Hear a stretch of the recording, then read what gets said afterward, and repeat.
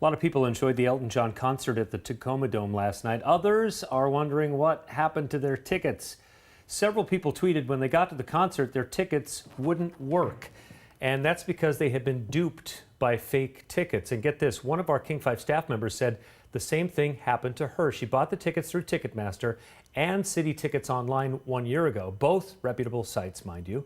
But when she got her confirmation emails to print out the tickets, it looked a bit bizarre. And in fact, the tickets didn't really exist and said they had already been picked up or printed out. She's still trying to get direct answers from both sites, but she was honored with tickets from Ticketmaster since they were able to prove she bought them in the first place. The Tacoma Dome says stuff like this happens more frequently than we know through third-party sellers, even posts on their Facebook where people are trying to sell tickets on their posts.